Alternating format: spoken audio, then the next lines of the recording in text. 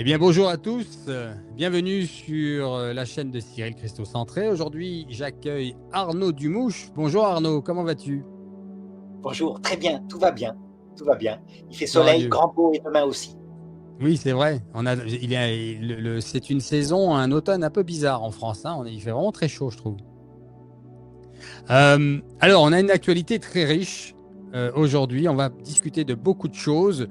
Dans les grandes lignes, nous allons parler, évidemment, nous allons évoquer le postulat de l'Église, ce nouveau postulat du Vatican sur notre Sainte Vierge Marie, qu'on appelait jusqu'à la semaine dernière co-rédemptrice, en tout cas dans beaucoup de milieux catholiques.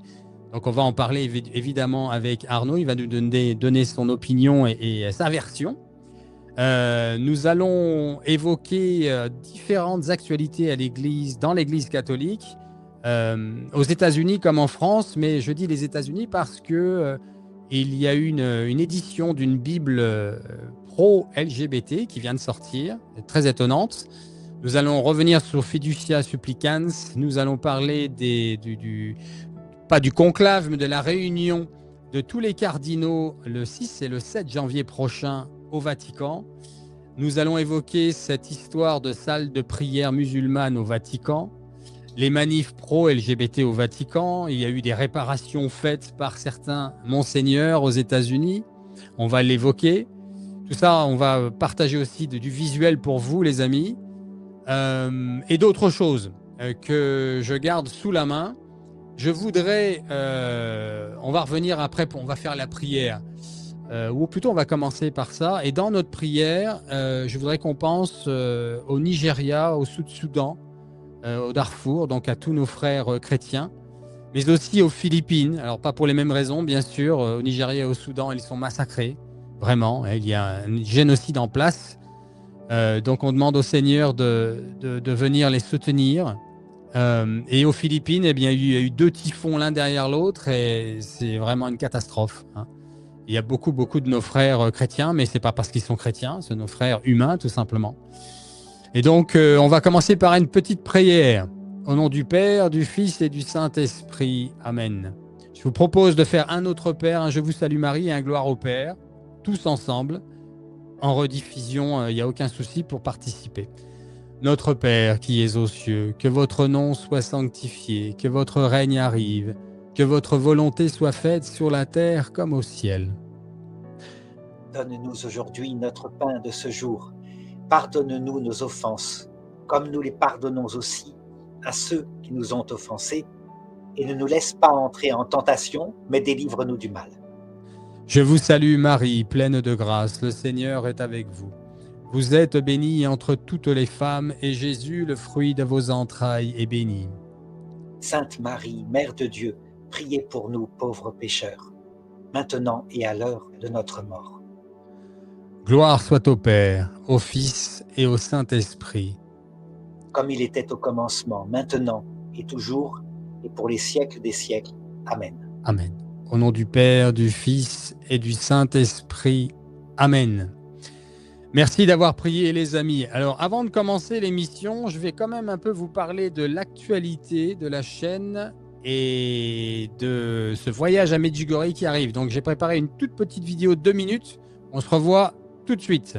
Que vous pouvez vous inscrire à une semaine avec moi à Medjugorje, et pas n'importe quelle semaine, c'est la semaine sainte 2026, du 1er au 8 avril prochain. Donc, nous allons vivre une superbe semaine ensemble, très profonde de spiritualité. On va aller là où la Vierge Marie apparaît tous les jours depuis 1981 maintenant. On va être accompagné par une personne qui est née là-bas, qui parle très bien français, qui est adorable et qui a des contacts mieux que personne. Nous verrons le père Pétard qui va annoncer au monde les 10 secrets de Medjugorje. C'est un peu comme si on allait voir le prêtre confesseur de Conchita González de Garabandal. C'est un peu pareil. Donc je vous laisse le lien en dessous de cette vidéo pour vous y inscrire, faire votre réservation. On partira de Charles de Gaulle. Les horaires, les prix. Alors le prix c'est 760 €, ce qui est un bon prix, hein. Pour 8 jours, c'est bien.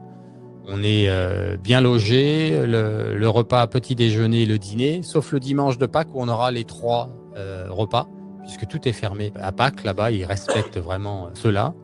En tout cas, je vous laisse toutes les informations profitez tant qu'il y a encore de la place. C'est pour avril prochain. Je vous réitère mes 2 livres qui sont importants pour les jours que nous vivons. Celui-ci particulièrement, Le Pape à Moscou. J'en ai beaucoup parlé. C'est un best-seller sur Amazon, dans plusieurs catégories, dans plusieurs langues maintenant. C'est un livre que j'ai créé pour nous aider à planter une petite graine, comme je dis toujours, dans le cœur des plus réfractaires. On en a tous autour de nous. Nous souffrons tous de ne pas pouvoir voir nos amis, nos familles, ceux que nous aimons, croire et se préparer à ce qui arrive. Alors j'ai créé ce petit bouquin qui est très succinct, très petit. Il fait à peine 40 pages, qui survole les prophéties principales, avec comme titre ce prochain événement qui arrive, les amis. C'est une révélation de Notre-Dame du Mont Carmel à Garabandal. Le pape ira à Moscou et dès qu'il revient de Moscou, la guerre éclatera en Europe. Donc c'est édifiant, ça frappe. Je pense que c'est un beau cadeau de Noël pour planter une graine. Ça n'est pas rebutoire comme un livre trop long et trop gros à lire. J'ai fait exprès. Le but est vraiment de frapper les âmes pour que quand les choses commencent à se mettre en place, notamment cet événement qui est une prophétie, le pape qui va à Moscou, quelque chose, comment elle pouvait savoir. Donc je vous invite à évangéliser avec cet outil autour de vous. C'est aussi très rapide à lire, je l'ai déjà dit, à peine 40 pages. Le dernier chapitre, il est sur la préparation matérielle, faire attention avec les vivres, avec l'énergie, avec vos moyens financiers, avec l'eau potable, etc. Donc je vous invite à bien partager ça autour de vous. Si ce n'est pas pour l'offrir, au moins le partager dans vos adresses email, vos amis, par SMS, par WhatsApp, que sais-je, Telegram, etc., etc. Deuxième bouquin, je commence à avoir beaucoup d'éloges avec lui, c'est que, en fait, ce livre, je l'ai créé pour aider les personnes qui souffrent dans leur vie affective, qu'elles soient célibataires ou mariées. Il y a tellement de divorces aujourd'hui, je vous apprends rien. Pourquoi il y a une misère affective si grande? Une misère sexuelle dans les personnes qui ne sont pas chastes. Alors déjà, elles ne sont pas chastes, certes, pour nous catholiques, c'est important, mais en plus, il y a une misère. J'explique bien dans son livre pourquoi les hommes de 18 à 30 ans, plus de 95% des hommes n'ont pas de relations sexuelles, ne trouvent pas de copines. C'est une analyse pour démontrer à quel point nous sommes manipulés, les femmes comme les hommes, par le malin depuis les années 60. Pareillement pour les femmes, puisque je viens de parler des hommes, pourquoi les femmes qui dépassent ce mur de 30-35 ans ont du mal à trouver un homme qui est prêt à s'engager avec elles. C'est une réalité. Je parle de bien d'autres choses là-dedans. En fait, j'énumère chaque mensonge depuis les années 60, particulièrement le féminisme, mais pas que, le comportement des hommes, le comportement des femmes, les mensonges auxquels nous avons cru et nous croyons encore, qui fait que le mariage est attaqué avec une force sans précédent. Alors c'est aussi un message que nous savons de la Vierge Marie à vénérable Lucie de Fatima, celle donc de Fatima bien sûr, des 3 petits bergers. Elle a bien dit à ce prêtre, le père Fuentes, la dernière attaque du malin se portera sur le mariage et la famille. Et en fait, je mets ça en exergue dans ce livre. Et c'est un livre libérateur. Et j'ai déjà, comme je vous le disais, beaucoup de retours où des hommes et des femmes me disent « mais si j'aurais voulu le lire et connaître ça avant ». Mais en fait, je suis heureux de le savoir maintenant parce que ça me prépare. Si vous désirez, ou si vous connaissez autour de vous, particulièrement les jeunes, qui désirent fonder une famille ou avoir une sécurité affective, c'est un excellent livre pour cela. Enfin, je mets en avant le Palais du Rosaire qui se trouve à Lourdes. C'est un magasin où vous trouverez tout ce que vous voulez. J'ai vu qu'ils vendaient même de l'eau de Lourdes. Alors attention, l'eau de Lourdes est gratuite. Sauf que si vous voler de l'eau de Lourdes aujourd'hui, à moins qu'on vous en donne, il faut vous déplacer, ça va vous coûter l'essence, la voiture, le train, que sais-je, l'hôtel, etc., etc. Donc, vous avez dépensé de l'argent. Eh bien, il vous propose de vous envoyer des petites bouteilles avec la Vierge Marie, de l'eau de Lourdes. Alors, c'est vraiment de l'eau de Lourdes et il ne plaisante pas avec ça, bien sûr. C'est les frais d'envoi, les frais de préparation, la bouteille, etc. C'est quelque chose qu'on peut se procurer, pourquoi pas. Et sinon, vous trouverez tout ce qui existe au niveau religieux, les bijoux, les médailles, les chapelets de toutes sortes, les livres, Bible, des livres sur les saints, etc., etc. Voilà, vous voyez le magasin, là, le Palais du Rosaire. Et dernière chose, ils ont un spécial calendrier de l'Avent qui sont vraiment tout mignons, pour offrir et prier avec vos enfants. Plutôt qu'ils ouvrent juste la date et qu'ils mangent le chocolat, c'est mignon, je sais, mais pourquoi pas l'ouvrir avec eux et de voir des effigies de la nativité, de l'évangile et de prier avec eux chaque jour. Voilà, c'est une bonne idée pour préparer Noël avec vos enfants. Voilà, nous sommes de retour. J'enlève ça. Que vous pouvez vous inscrire. Voilà, excusez-moi. Avant d'oublier, les amis, vous avez un question-réponse à la fin. C'est-à-dire qu'il y a le chat qui apparaît. Je ne sais pas si je vais le laisser à l'écran parce que c'est un nouveau logiciel. Mais c'est pour que vous voyez que vos questions arrivent. Et à la fin, Arnaud répondra à certaines de ces questions-là. Eh bien, on va commencer, Arnaud. Première question, premier sujet que je voulais aborder. On va aller plus ou moins dans l'ordre. Il n'y a pas d'ordre, en fait. Hein. Tu es au courant de cette nouvelle Bible aux États-Unis? En fait, c'est l'Association des évêques des États-Unis. Je vais le mettre à l'écran. J'ai ça là. Oui, ok. Hop. Ici. Voilà. L'association des évêques donc des États-Unis vient de valider une nouvelle Bible non liturgique, dans laquelle ils édulcorent en fait la mention de sodomie tout simplement et de relations homosexuelles. J'ai dit dans une de mes vidéos, je ne peux pas croire une seule seconde que l'association des évêques des États-Unis ait pu valider ça sans l'aval du Vatican. Qu'est-ce que tu as à dire là-dessus, Arnaud? Eh bien, d'abord, ce n'est pas les évêques des États-Unis, mais ce sont des gens qui se réfèrent à cela. La Bible ne peut pas être changée dans ces textes. Elle ne peut pas. C'est pas au pouvoir. Hein. Il y a eu des tentatives par certains pays qui ont dit il faut édulcorer la Bible de certains textes. Par exemple, les textes violents dans l'Ancien Testament. D'accord? Ou alors attends, pardon de te couper. Je vais te laisser t'exprimer, évidemment. Hein. D'ailleurs, j'en profite pour dire aux éditeurs que Arnaud a toute sa liberté, parce que j'ai eu plein de messages m'invitant à ne pas l'inviter. Je trouve ça, je suis pas d'accord du tout avec ce genre de choses. Donc, avec moi, il n'y aura aucun souci. Tu pourras parler, tu dire tout ce que tu penses. Mais je voulais juste te stopper là, non pas par plaisir de te couper, c'est que tu viens de dire que ce ne sont pas pardon, les évêques des États-Unis. C'est bien la fameuse USCCB, c'est la conférence des évêques catholiques des États-Unis. Ça ne veut rien dire. Parce que sur Internet, on peut tout publier. Donc jamais, surtout les évêques, hein, sachant que la plupart d'entre eux aux États-Unis sont plutôt traditionnels, jamais ils ne publieraient une Bible où des textes sont changés, édulcorés. Jamais. Donc évidemment, c'est une association qui se fait passer pour. Et c'est ça qu'il faut être très critique sur Internet. Hein. Il faut toujours regarder les choses. Non, mais pardon d'insister, mais le Monseigneur Strickland a fait une prière pour combattre leur postulat en étant, je ne sais plus si c'était pas à Pittsburgh. Il avait fait un rosaire à l'extérieur. C'était l'année dernière. Je l'avais interviewé.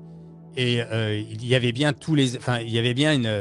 quasiment tous les évêques des États-Unis, et c'était sous le même effigie. Donc, je suis désolé. D'où tiens-tu que ce ne sont pas les évêques? Ça ne veut rien dire du tout, le fait que Monseigneur Strickland ait pu prendre ça.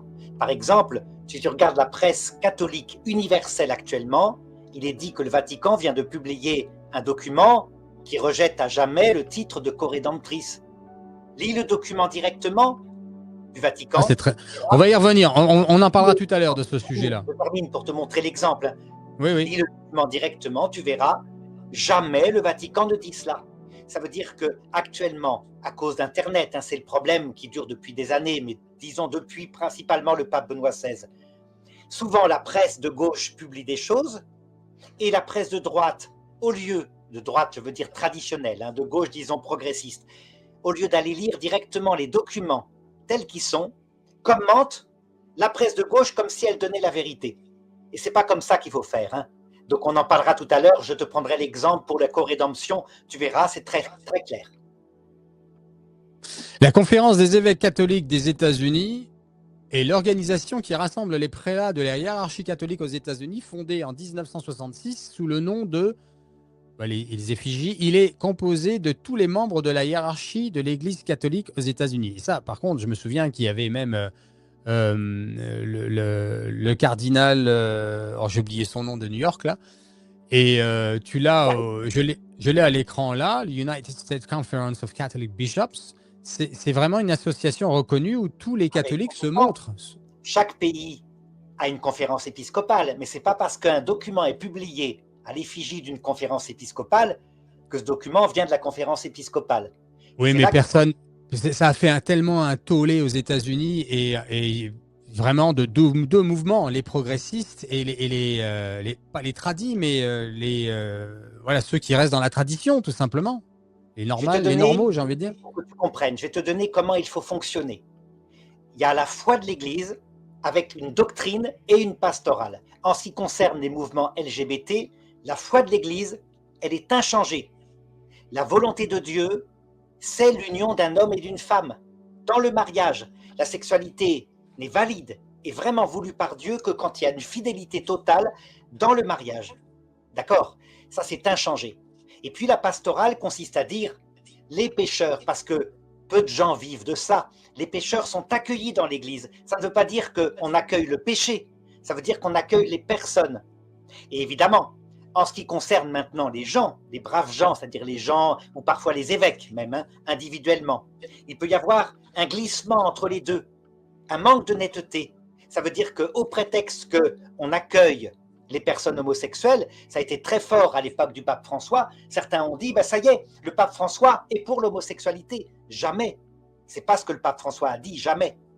Quand il dit dans un document qu'on peut bénir des couples homosexuels de façon privée, en vue du chemin qui est indiqué au début du document, à savoir ce que Dieu a voulu, un couple marié homme-femme, évidemment, l'expression qui a fait bondir les gens, c'est bénir un couple homosexuel de manière privée, un couple homosexuel.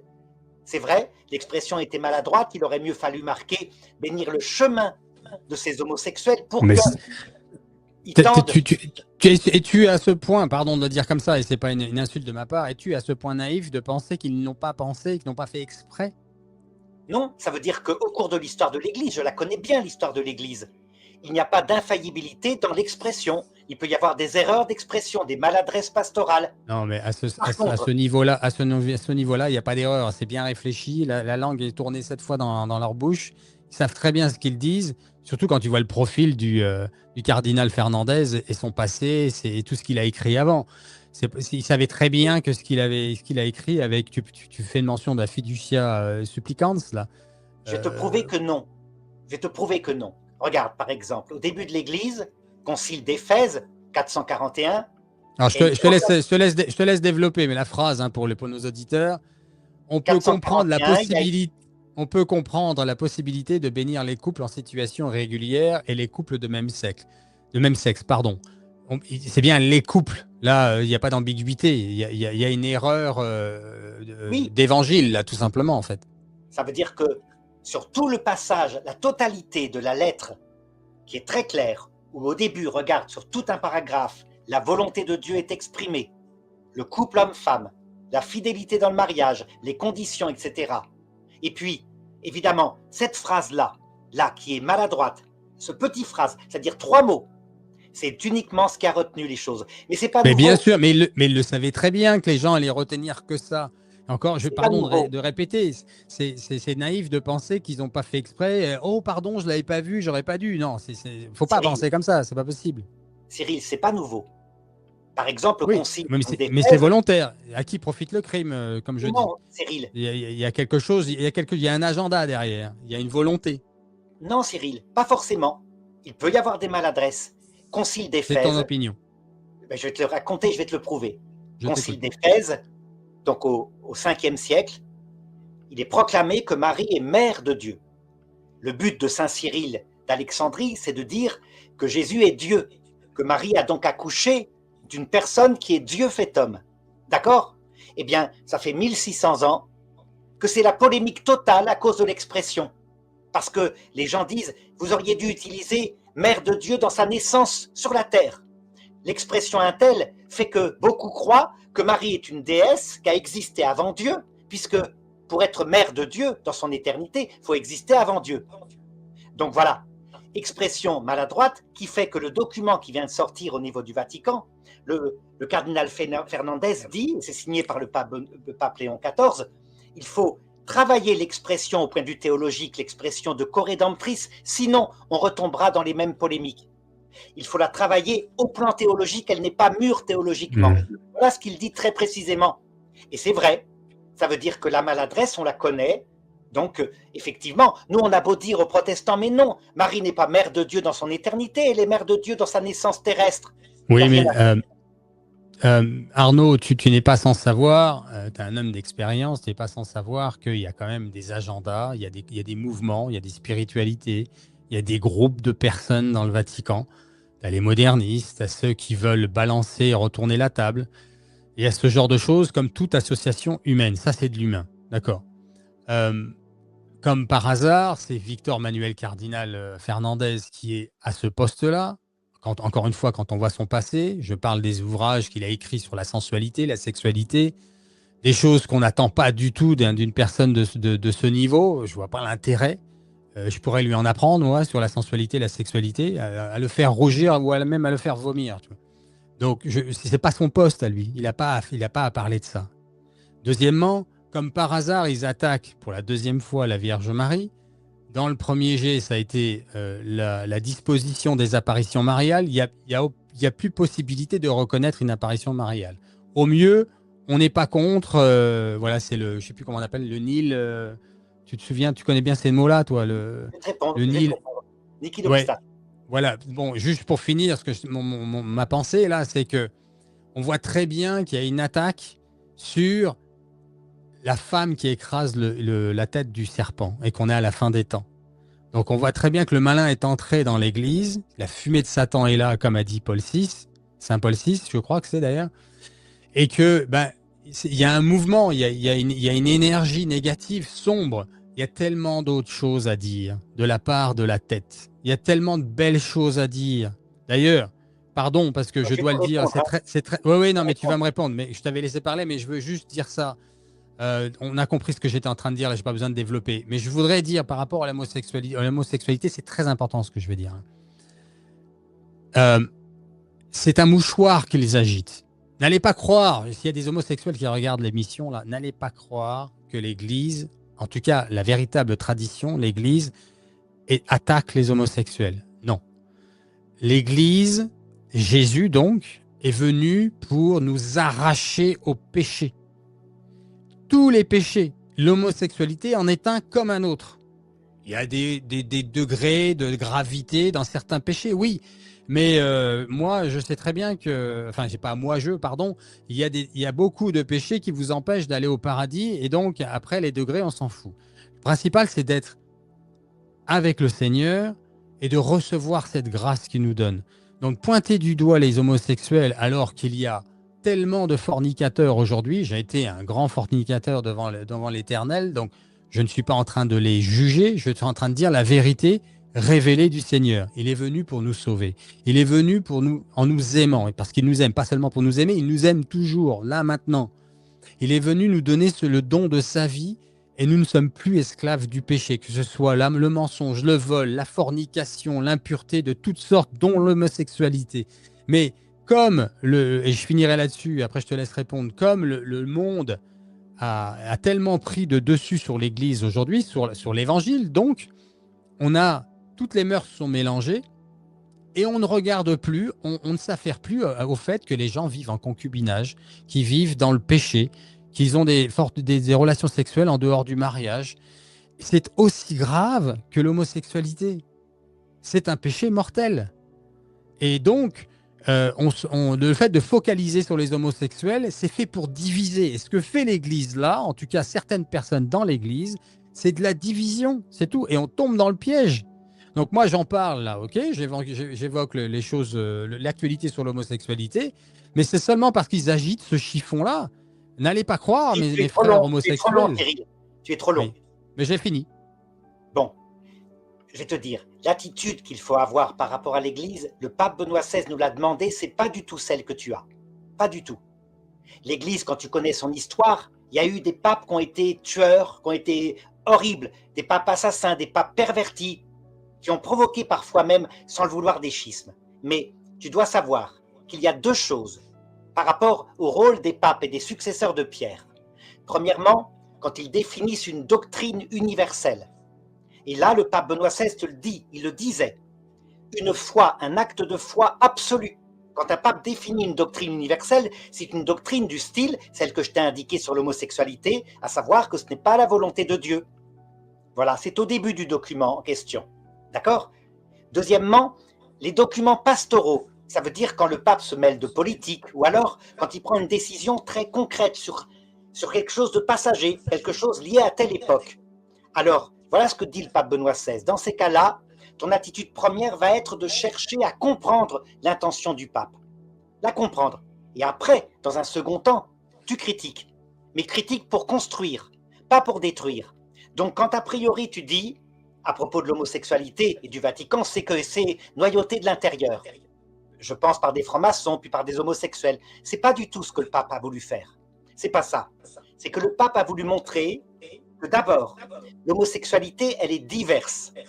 Ça veut dire que d'un point de vue de l'analyse philosophique, dans tous les cas doctrinaux, l'homosexualité est contre nature, elle n'est absolument pas dans la volonté de Dieu, mais il y a plusieurs formes d'homosexualité. La Bible n'en connaissait qu'une, celle des pervers que tu trouves actuellement encore dans les prisons. Tu sais, qui prennent un jeune et qui couchent avec lui et qui le violent. C'est une forme d'homosexualité, ça existe. Ils le font parce qu'ils n'ont pas de femme. Ils auraient une femme, ils coucheraient avec la même violence. Deuxième forme, celle qui est la plus, je dirais, la plus fréquente à notre époque. Un problème psychologique lié à l'enfance. Souvent une mère dominatrice, un père très absent, un garçon très sensible de sensibilité, et donc la recherche pathologique d'un père, et on les reconnaît. Ce sont des gens souvent très efféminés, très artistes. Par exemple, tu te rappelles, celui qui était le couturier, qui s'appelait qui était l'amant de Pierre Berger, qui s'appelait Yves Saint-Laurent. Yves Saint-Laurent, c'est typique. Regarde sur Internet les émissions de Christophe Ondelat sur sa vie. C'est un homme torturé, il est névrosé, il est mal dans sa peau. C'est une homosexualité de souffrance à cause sans doute d'un manque d'équilibre dans sa jeunesse. Cette névrose, là, c'est pas la même chose que le violeur de prison. C'est une homosexualité de maladie qui est contre nature, qui va les conduire souvent au suicide. Pourquoi ? Mais tu vas en venir où là ? J'ai compris ça, mais tu vas en venir où ? Évidemment, ça, d'accord, mais tu vas en venir où ? En venir que on ne peut pas, et c'est là que le magistère intervient, on ne peut pas réduire l'homosexualité à ce que la Bible dans l'Ancien Testament démontrait, par exemple au chapitre 17 du livre des Juges, des violeurs. Il y a différentes formes d'homosexualité qui toutes sont contre nature. Le pape le disait, c'est un péché. Mais c'est pas la perversion. Toujours, c'est pas toujours la perversion que vous dites. C'est parfois des gens très malheureux et parfois des gens très esclaves. Non, mais il ne faut pas mélanger le malheur d'un être humain avec l'acte homosexuel. C'est deux choses différentes. Donc, ça n'a pas besoin d'être homosexuel pour être malheureux. L'intention du pape était de dire, doctrinalement, l'homosexualité est toujours contre nature, et pastoralement, accueillez les personnes, distinguer entre une personne qui aurait un problème hormonal. L'Église a toujours accueilli les pécheurs. Oui, mais justement, en Afrique, ils sont mis à mort, les homosexuels. Le pape est allé en Afrique, leur a dit, vous ne pouvez pas faire ça, l'homosexualité est un péché, mais vous ne pouvez pas exécuter. D'accord ? Évidemment que non, mais l'Église, elle n'a jamais été pour l'exécution des homosexuels. L'homosexualité devient presque le plérome d'une sexualité normale. Le pape répond, mais non, du tout. L'homosexualité est un péché. Il le dit, mais avec délicatesse. Il le dit dans ce document. Et si tu l'avais lu avec cette attitude que demande le pape Benoît XVI, tu aurais dit, ben oui, c'est comme l'encyclique Rerum Novarum. Au début, c'est bien dit la doctrine. Et après, eh bien, il fait un pas en disant aux homosexuels, pour que vous marchiez vers la volonté de Dieu. Et la volonté de Dieu, c'est quoi ? C'est ce qui est dit au début de la lettre. Eh bien, je vous donne une bénédiction privée.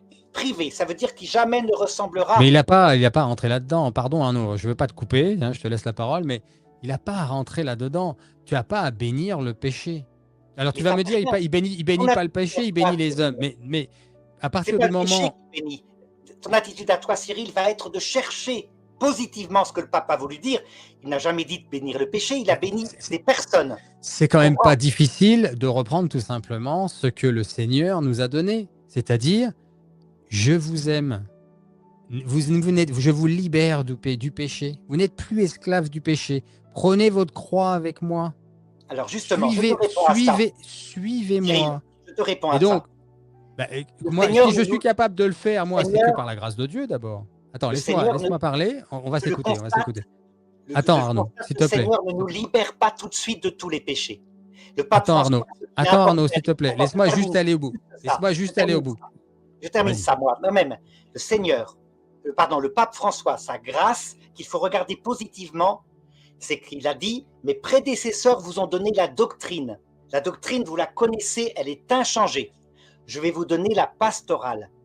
Je suis un pasteur de terrain. Il l'a dit au début, il a même voulu nous l'expliquer. Ce premier geste qu'il a fait quand il a été désigné comme pape, il a canonisé le même jour Jean-Paul II et Jean XXIII. Pourquoi? Parce que Jean-Paul II, c'est le doctrinal, précis, qui dit ce que tu dis, et Jean XXIII, c'est le pasteur modeste, petit, qui accueille les pauvres. Pour dire, si vous voulez être chrétien, vous devez garder les deux. Donc ce que tu dis, Cyril, oui, la doctrine, et ce que je vais vous dire, à savoir que le Seigneur ne nous délivre pas tout de suite de tous les péchés. La Sainte Vierge le dit elle-même à Fatima, j'en guérirai certains, mais d'autres non, pas pour le moment, parce que je ne me fie pas à eux. Le Seigneur peut très bien, même quand on est converti, nous laisser des fragilités, volontairement, pour nous apprendre l'humilité. Voilà, je te laisse parler. Non, mais le message est simple. Heureux les simples. Okay, Jésus est venu pour donner un message simple pour les enfants. On n'a pas besoin d'être des grands théologiens, des grands exégètes pour comprendre l'évangile. Il est venu, il nous aime, il nous sauve. Okay. J'entends pas, moi, dans tous ces textes-là, à part dans la Bible, parce que je l'ai en face de moi dans les fameux textes qui sont repris par rapport à cette Bible pro-LGBT qui a été pondue aux États-Unis. Je n'entends pas, moi, ces évêques-là. Je n'entends pas le pape François. Je n'entends pas le pape Léon. Et je ne suis pas sûr que j'ai entendu le pape Benoît XVI, que j'aimais beaucoup, dire tout simplement que Jésus, Dieu, nous aime. On ne le dit pas assez, ça. Les gens, on ne le dit plus à l'église. Vous êtes aimés à la folie de la croix. C'est par l'amour que tu peux être attiré à suivre le Christ et à recevoir. Ce qu'il veut nous donner, c'est l'amour. Je suis venu pour apporter un feu sur la terre. C'est l'Esprit Saint, c'est cet amour qu'il veut nous donner. Donc, il faut leur parler d'amour d'abord. Il ne faut pas leur parler du péché. C'est ensuite, quand ils ont compris, quand on a bien expliqué que c'est de l'amour, c'est cette croix, cette passion, cette souffrance, tout ça c'est l'amour. Saint Jean de la Croix disait, l'amour c'est la croix c'est l'amour. Quand ils ont compris, ou en tout cas, quand c'est bien expliqué que Jésus il est venu par amour mourir sur la croix, ensuite expliquer quels sont les péchés et qu'on doit se convertir. En tout cas, travailler là-dessus. Et vous allez retomber, mais ne vivez plus dans le péché, en lien avec cet amour, parce qu'il mérite votre vouloir, en tout cas, les hommes de bonne volonté, de se dire, ok, il y a un problème avec moi. Moi, c'était mon cas. J'étais dans le péché jusqu'au cou. L'homosexualité, j'ai connu. J'ai jamais été vraiment homosexuel, mais j'ai tout fait, moi. J'ai tout fait. Mais c'est l'amour qui m'a sauvé. C'est cet amour qui m'a pris. Sinon, j'aurais pas pu me séparer des drogues, du sexe, bien dans tous les domaines, les drogues, l'alcool. C'est l'amour qui m'a permis de suivre. Et donc, je me suis mis à suivre cet amour et j'ai dû, pendant longtemps, me confesser une fois par semaine minimum, parce que je retombais dans des travers bien moindres que ce qui était ma vie d'avant. Mais comme tu disais, et je suis d'accord, là, je te rejoins, qu'on ne devient pas un saint du jour au lendemain. Mais c'est un long processus et qui demande de la prière et de suivre le Seigneur, une épreuve aussi. Mais on remet l'Église au milieu du village, c'est-à-dire qu'on reconnaît un péché pour ce qu'il est. Et on arrête de dire n'importe quoi. Et ça, ils ne le disent pas. Voilà, c'est ça que je voulais dire. Ils ne le disent pas. Ils inventent des textes qui fait que tout est mélangé, tout est confus. Cyril, parce que tu n'as pas l'attitude qu'il faut, l'attitude que demande le pape Benoît XVI. Le pape François parle exactement comme tu viens de parler, sans arrêt. Je viens de te le dire par rapport à l'homosexualité, par rapport aux addictions. Il a connu des gens qui ne pouvaient pas se sortir de leurs péchés. Il le sait. Donc tout ce que tu racontes, il le dit. Je n'ai jamais entendu parler, moi, de la fornication, le pape François. Simplement parce que... Jamais il a parlé de l'adultère et de la fornication en dehors du mariage. Ça, il n'en parle pas. Comme si c'était pas un problème. Ah non, mais je ne l'ai jamais entendu. Trouve-moi un article où il en parle. Et c'est très simple, son document sur le mariage, son document post-synodal sur le mariage. Là où il dit, que dans certains cas particuliers, tu te rappelles, ça a fait tout un scandale aussi, certains prêtres, devant certains cas particuliers où une femme qui a été abandonnée par son mari ou réciproquement, c'est tellement scandaleux ce qu'elle a vécu, elle est innocente, elle est victime, elle s'est remariée civilement, le prêtre pourra prendre l'initiative de lui donner l'absolution et de l'autoriser à communier. Ça a scandalisé parce que certains ont dit, c'est quoi cette pastorale? Normalement, ces femmes qui sont en état d'adultère, même si elles sont victimes, elles n'ont jamais trahi, elles doivent ne jamais communier et elles sont en état de péché mortel. Lui, comme pasteur, il dit non, il dit exactement comme toi. Il dit, il y a des cas où vraiment on voit que ce sont des victimes, il donne un exemple. L'exemple bien connu de cette femme qui avait eu des triplets, jeune mariée, son mari l'avait abandonnée parce il voulait qu'elle avorte, c'était trop lourd pour lui, 3 enfants. Un homme qui était dans le secteur, qui avait toujours été amoureux d'elle, lui a proposé d'assumer les enfants, de l'épouser, elle a accepté. Le bonhomme avait disparu, c'était passé il y a 30 ans, cette affaire-là. Oui, mais ils font des généralités de cas exceptionnels. Parce que le cas exceptionnel, là, on voit bien l'amour là-dedans. Continue. Tu verras. Pendant 30 ans, elle est restée sans communier. 30 ans, fidèle, sachant qu'elle était en état, donc, d'irrégularité. Et le pape François a dit, je lui ai donné l'autorisation. Elle aurait dû demander la question à l'Église, savoir si son mariage était valide. Il n'était pas valide, évidemment, son premier mariage. Mais, étant donné le scandale et son humilité, je lui ai donné l'autorisation. Voilà ce que c'est. Donc, le cas particulier, c'est ce qu'on appelle la pastorale.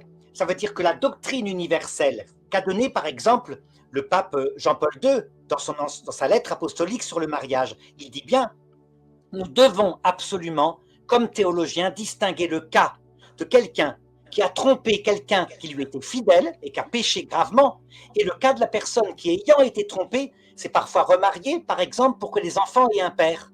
Il le dit lui-même.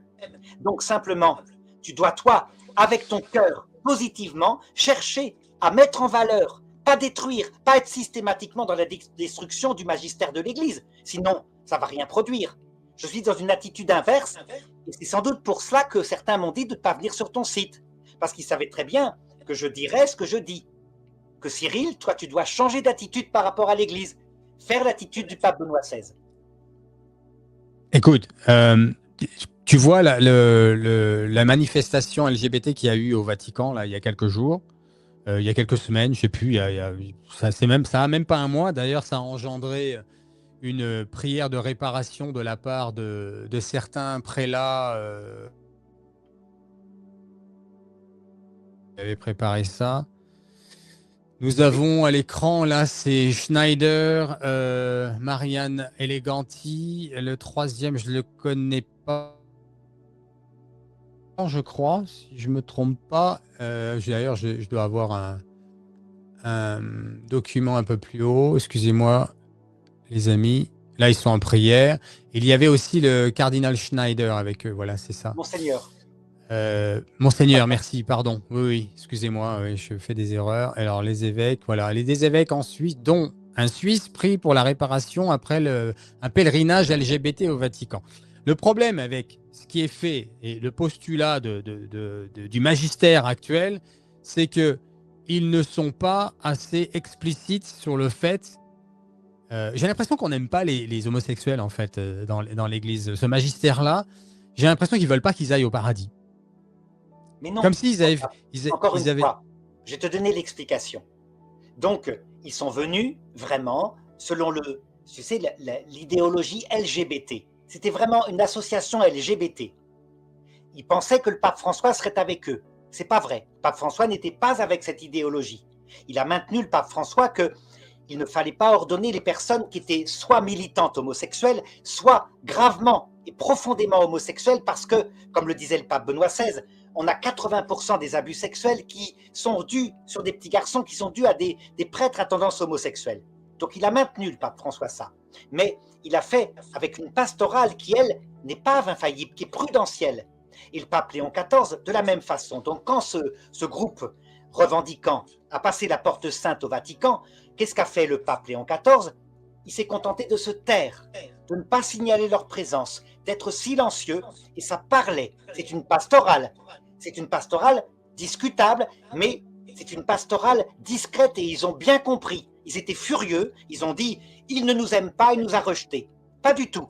Ils rejetaient l'idéologie LGBT.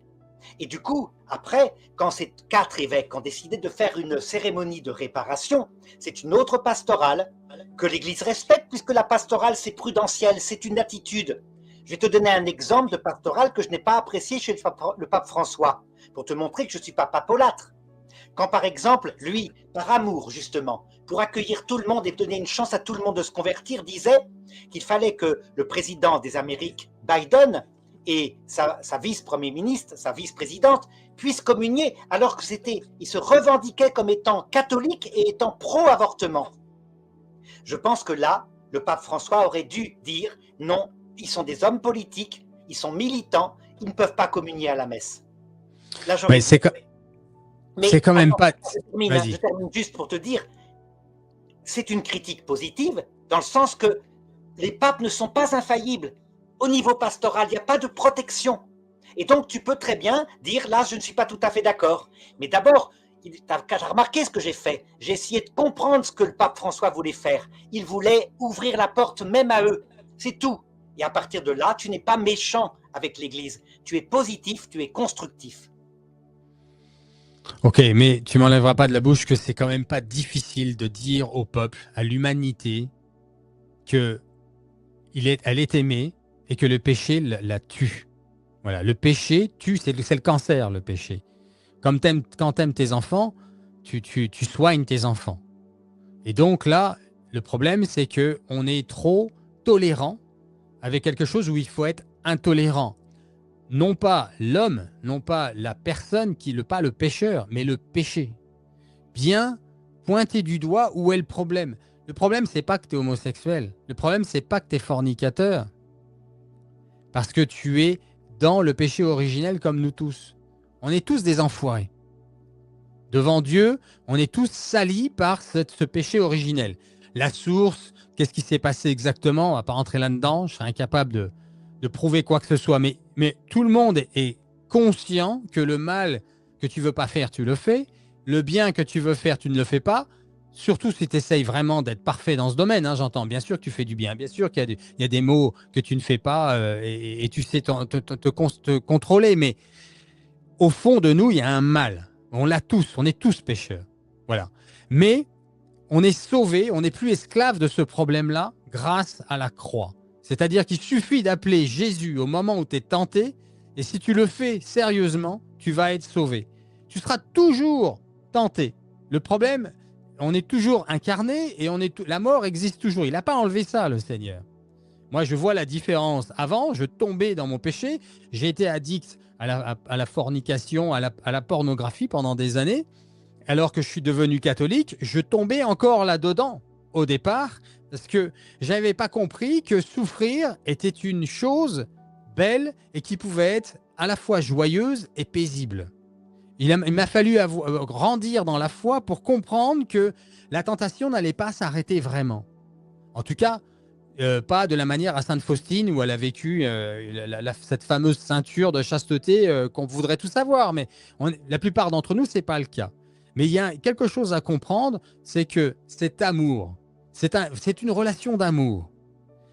Cet amour que nous donne le Seigneur, d'abord lui qui nous le donne, on y a droit, on peut aller s'abreuver à ça, et ce qui fait que on transforme cet esclavagisme au péché en un esclavagisme à l'amour qui garde une certaine douleur parce que la tentation est là, le malin il vient. Moi, je sais qu'aujourd'hui, alors c'est sans commune mesure avec ce que c'était il y a 20 ans, mais ça m'arrive encore d'avoir des idées d'impureté qui viennent de mon passé, des tentations de passer à l'acte d'une manière ou d'une autre. Je ne vais évidemment pas m'étaler, mais aujourd'hui, tout simplement, je dis, viens Esprit Saint.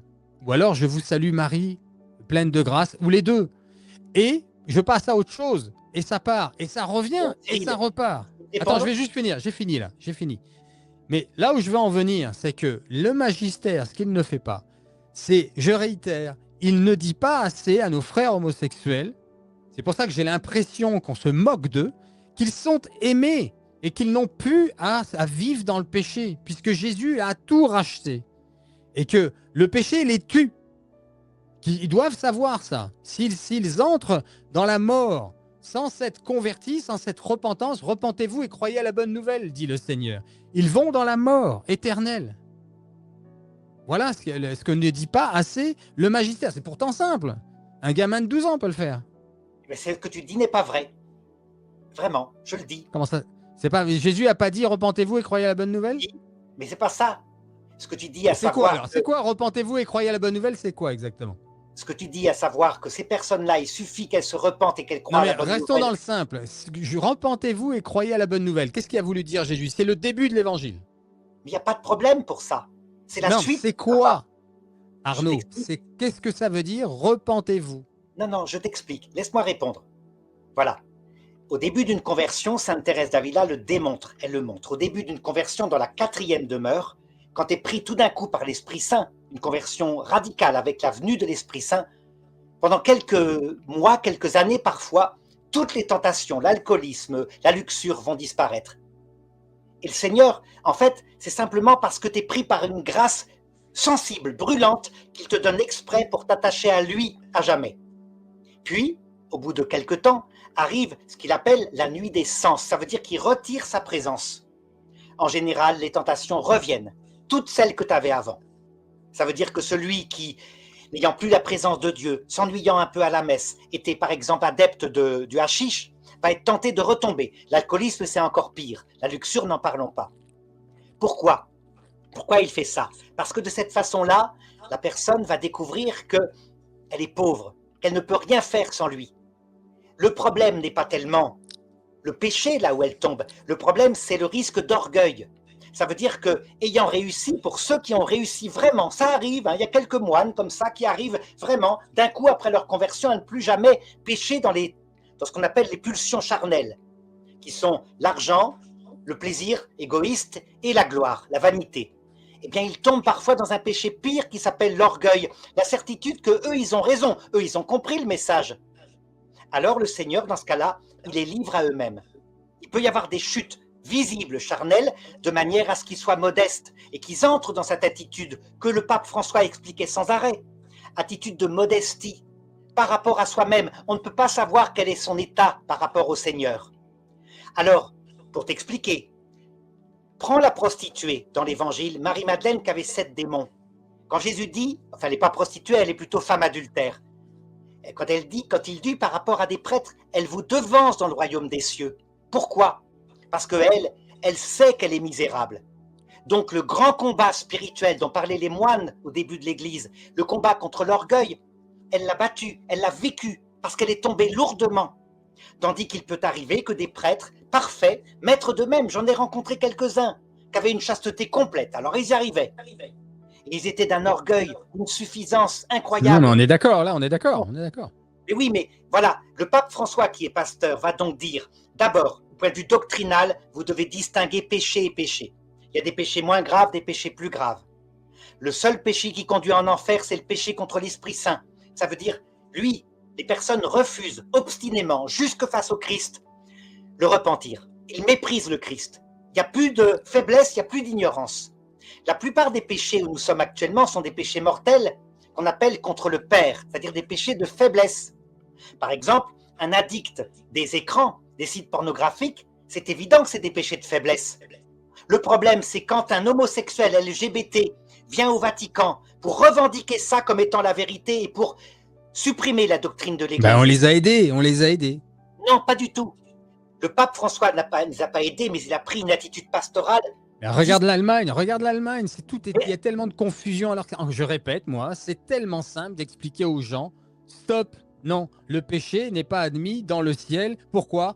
Parce que Jésus, regarde sur la croix, il a perdu tout son sang, il est mort, il a agonisé par amour pour t'arracher à ce péché. Il faut le dire, ça. Le pape Léon XIV l'a dit. Il a dit de la manière la plus forte qui soit et la plus délicate qui soit, je ne parle pas de vous.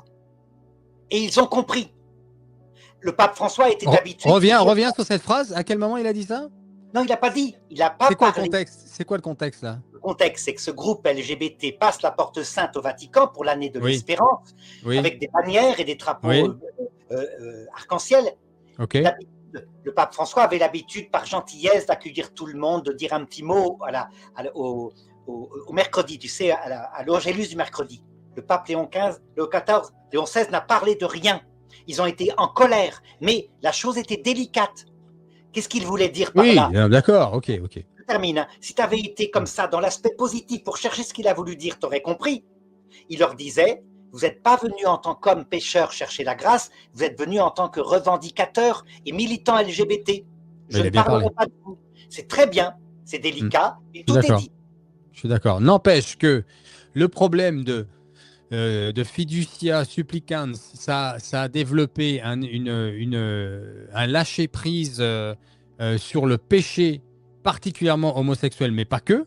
Et encore une fois, moi je réitère, hein, on agite le chiffon avec les homosexuels pour nous diviser. Là. Le péché, c'est le péché. Moi, je fais pas de différence. Mais regarde aujourd'hui, tu as Monseigneur Savino, vice-président de la CEI, défend ouvertement les relations homosexuelles. Alors je te réponds. Encore une fois, il peut y avoir des évêques, parfois, qui décanissent. Mais il y a 10 ans en arrière, je te laisserai un peu honte, hein, mais il y a 10 ans en arrière, il n'aurait jamais osé parler comme ça. Hein. S'il ose parler comme ça, c'est justement parce qu'on a fait ce genre de bêtises avec le cardinal Fernandez et le pape François. Non, c'est pas à cause de ça. C'est parce que justement... C'est évident. Mais non, c'est parce que justement, quand il y a une parole pastorale, elle est toujours détournée d'un côté ou de l'autre. Le démon, qu'est-ce qu'il fait dans l'Église? Il a tendance à insister en mettant en valeur soit les évêques qu'on appelle progressistes et qui sont que pasteurs.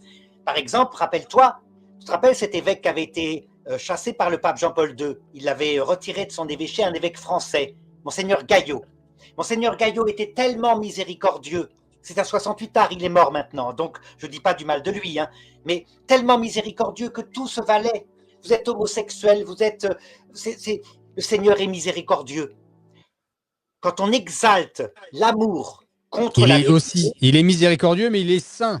Attends, je termine. Quand on exalte l'amour contre la vérité, on se noie. On noie les fidèles. Pourquoi? Parce qu'ils sont comme dans une mare fangeuse. Il n'y a pas l'endroit où on peut se sortir du péché. Mais il y a un autre travail du démon. C'est quand on exalte la vérité contre l'amour. Par exemple, qu'on dit « L'homosexualité vous conduira en enfer, point ». Le péché, il n'y a pas de distinction. Tous les péchés conduisent en enfer, sans exception. C'est la vérité contre l'amour. C'est-à-dire une vérité qui devient fausse, puisqu'il y a des péchés distincts. Jésus n'a jamais parlé mal à une femme adultère. Il a parlé avec très grande dureté aux pharisiens et aux scribes orgueilleux. Donc il distinguait des péchés. Ça ne veut pas dire que l'adultère est un bien. L'adultère est un péché mortel. Mais il a relevé la femme parce que c'est un péché mortel de faiblesse, qu'on appelle le péché contre le Père. D'accord? Mortel, pourquoi? Parce que ça tue la grâce, c'est évident, tu as raison, mais de faiblesse. Donc la personne est relevable, alors que les pharisiens, qui eux sont parfaitement droits, alors là, pas de problème. Ils sont tellement sûrs de leur salut qu'ils sont en danger de damnation. Ils risquent bien, quand ils arriveront devant le Christ à l'heure de la mort, le Christ doux et miséricordieux, de mépriser le Christ parce qu'il n'est que doux et miséricordieux. Où est la vérité? Où est ta dignité? Voilà, à partir de là, tu comprends le magistère de l'Église, tu le respectes, il n'y a plus de problème. Non, il y a une chose que toi, tu n'as pas compris, Arnaud. Parce que moi, je comprends bien ce que tu dis, mais toi, tu ne comprends pas ce que je suis en train de te dire. Je suis en train de te dire que c'est simple comme un enfant de dire aux êtres humains qu'ils sont aimés à la folie, qu'ils n'ont plus à vivre comme dans leur péché. Parce qu'il a tout racheté sur la croix. Il faut leur dire qu'ils sont aimés. Et tu m'enlèveras pas de la bouche qu'on ne dit pas assez aux créatures qu'elles sont aimées. On ne le sait pas, ça. On ne nous le dit plus à l'église. Moi, j'ai été vraiment, je peux prendre mon exemple. J'ai été dans des églises dans différents continents sur la Terre, à différents endroits. J'ai vécu, c'est pas juste des vacances.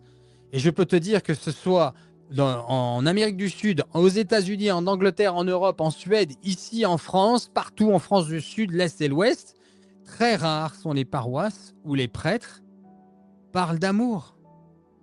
On parle de tolérance, c'est-à-dire de poussière sous le tapis, mais pas d'amour. On ne sait plus. Les gens ne savent pas qu'on est aimé. Les gens ne savent pas qu'ils sont aimés. Tu n'as pas regardé les 2 années saintes que le pape François avait établi. Mais tu n'as pas entendu ce que je viens de te dire. Tu n'as pas entendu ce que je viens de te dire. Je te réponds. L'année sainte de la miséricorde, la première année sainte qu'il établit, pour établir justement que tout péché, aussi grand serait-il, si on s'en repent, sera pardonné. Donc première année sainte. D'accord? Deuxième année sainte, l'année de sa mort, l'année sainte de l'espérance. Pas de l'espoir, de l'espérance. Avec les portes du Vatican qui sont maintenant qu'on peut avoir l'indulgence en les franchissant. Donc, tout ce que tu dis, il l'a dit, mais tu ne l'as pas vu. Non, non, non, il l'a pas dit. Je vais te dire pourquoi il l'a pas dit. Tu vas bien comprendre. Écoutez bien. La raison pour laquelle ils le disent pas, c'est ceci. Ils ne veulent pas leur faire peur avec l'enfer. Ils ne veulent pas leur faire peur avec la mort. Voilà pourquoi ils ne le disent pas. Tu peux pas édulcorer le message. Jésus, il n'a pas édulcoré le message. S'il a souffert tout ça, c'est parce qu'il sait les enjeux. De ne pas. Il aurait pu dire non. Et s'il avait dit non, la porte restait ouverte à l'enfer. Le pouvoir du malin est resté sur nous. Il a tout arraché parce que il ne veut pas qu'on soit damné. Il ne veut pas qu'on meure en enfer. Il nous veut avec lui au paradis. Et ça, ils ne le disent pas. C'est une année de miséricorde. Ça veut dire quoi, ça? C'est une année de miséricorde. Ça, on peut faire tout ce qu'on veut, on est pardonné. Voilà ce que ça veut dire. Parce que c'est pas expliqué. Il faut dire aux créatures la vérité. Attention, vous risquez la mort éternelle. Vous risquez de vous damner. Et ne le faites pas parce que vous n'avez plus à le faire. Vous êtes aimé à la folie. Recevez l'Esprit Saint. Vous allez être débarrassé de tout ça. Croyez-moi, regardez les exemples qu'on a devant nous. Faites venir, donnez des témoins. Voilà, moi j'étais homosexuel, moi j'étais fornicateur, moi j'étais dans la drogue, j'ai été sauvé. J'étais addict à ça, je pensais que je ne faisais pas mal, je ne comprenais pas. Et grâce au message, et grâce à l'amour de Dieu, je suis sauvé. Et j'ai eu pendant un temps de réhabilitation peut-être, mais je ne me trompe plus sur ce qu'est le péché et ce qui ne l'est pas. C'est-à-dire que je sais très bien que forniquer en dehors du mariage, c'est un péché. Je peux avoir des tentations. Pareil pour l'homosexualité. Je peux avoir des tentations encore, je lutte. Mais je ne me fourvoie plus comme je le faisais avant parce que le message est clair. Merci d'avoir donné un message clair, Pape François, Pape Léon XIV. Et ils ne le font pas. Leur message n'est pas assez clair. Quoique Léon XIV, il est pas aussi grave que son précédent, celui qui était avant lui, pardon. Je te réponds, c'est parce que tu ne regardes pas, encore une fois, la doctrine telle qu'elle est donnée. Le pape Benoît XVI, on reconnaît un arbre à ses fruits. Regarde les fruits, là. On parle de quoi? On parle des fruits, là. Tu as vu les problèmes qu'il y a aujourd'hui? Je te réponds. Le pape François, quand il est allé à Palerme, où là, il avait affaire à des âmes à qui il fallait parler de l'enfer, tel que tu le dis. Il a utilisé la pastorale de l'enfer telle que tu l'annonces. Il leur a dit, si vous ne vous convertissez pas, vous irez en enfer. Et il les a excommuniés. Va sur Internet. Pardon, mais c'est complètement con de parler comme ça. C'est pas l'exemple que je viens de te donner là. Tu dis pas bêtement aux gens, ah ben si tu te convertis pas, tu vas aller en enfer. C'est des abrutis qui parlent comme ça. Ça veut dire que tu es toi-même dans une attitude totale d'orgueil, de jugement du magistère. Quoi que fasse le pape François, c'était mauvais. Tu vois, ça ne va pas du tout. Il faut que tu prennes une attitude humble par rapport à l'Église. Sinon, tu vas la détruire. Quand je constate, j'ai reçu l'autre jour des orthodoxes chez moi, le père Ménas qui est venu, avec 3 fidèles orthodoxes. Le respect qu'ils ont pour leurs prêtres et leurs évêques, même quand leurs prêtres sont pécheurs. Le respect, ils embrassent la main de leurs prêtres. Voilà comment ils les respectent. Nous n'avons plus aucun respect. On dirait que le pape, c'est un copain comme un autre à qui on peut parler n'importe comment, qu'on n'a pas à regarder les intentions profondes et à essayer de comprendre comme ils font. Donc, ouais, sans vouloir sortir du sujet, le pape François, puisque tu abordes le sujet, lui, il voulait absolument qu'on lui embrasse, il voulait absolument pas qu'on lui embrasse la main. Hein. Tout à fait. Il y a des vidéos qui... Pourquoi il fait ça? C'est toi qui amène le sujet, là. Tu peux pas dire tout et son contraire. J'essaye de comprendre et je te dis l'attitude que j'ai. Il le faisait par humilité, en disant « Je suis le serviteur des serviteurs de Dieu ». Alors, si tu le fais par humilité, tu n'envoies pas chez celui qui pense faire bien. Parce que ça, c'est pas de l'humilité. Ça, c'est de l'orgueil et de la méchanceté.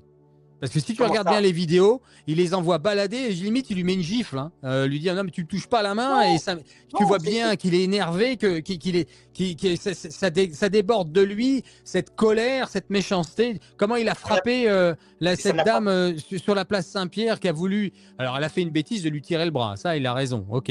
Mais la façon dont il a géré le truc... Ça n'a pas d'importance. Je t'ai dit que les papes n'étaient pas des saints.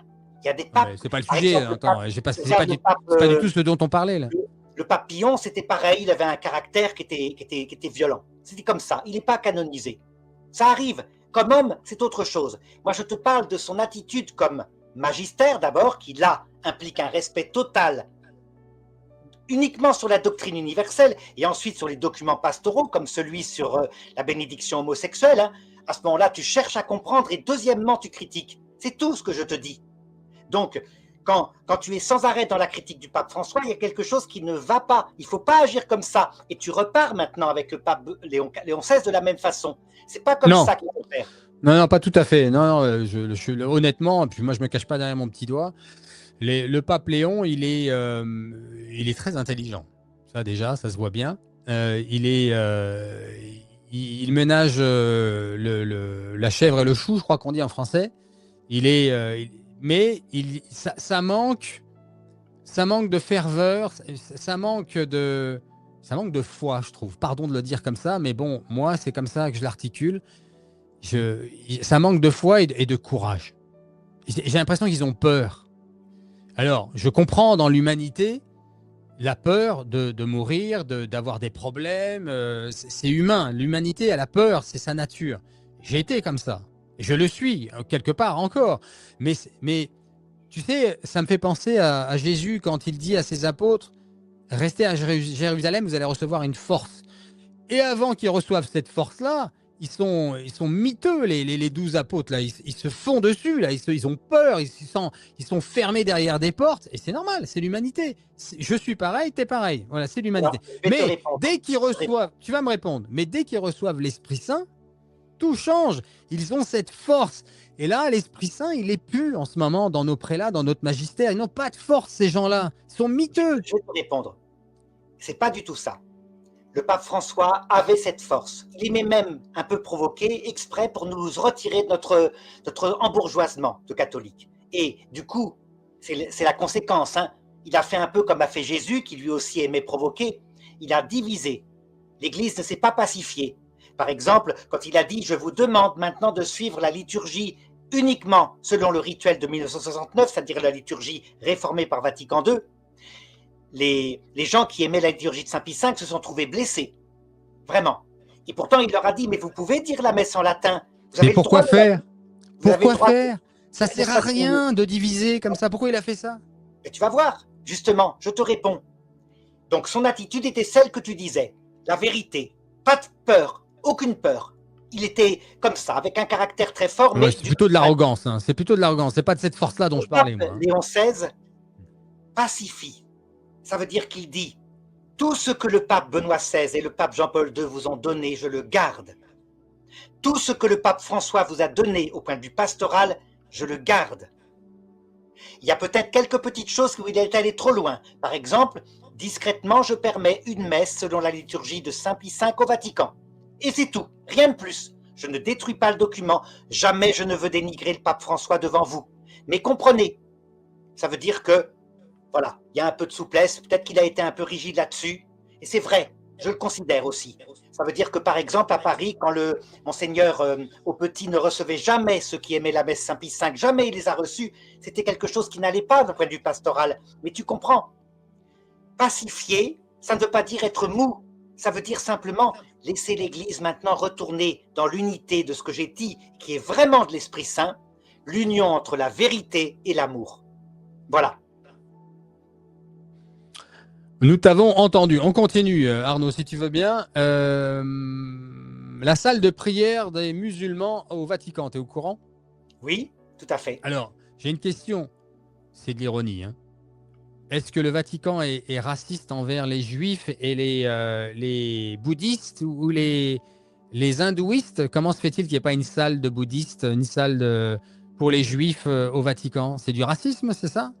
Mais comment se fait-il, Cyril, que quand tu as regardé les actions qu'avaient fait les papes précédents à la réunion d'Assise, tu critiquais qu'ils aient mis parfois dans l'église une statue de Bouddha, ou alors que le pape Jean-Paul II ait embrassé à un moment donné le Coran.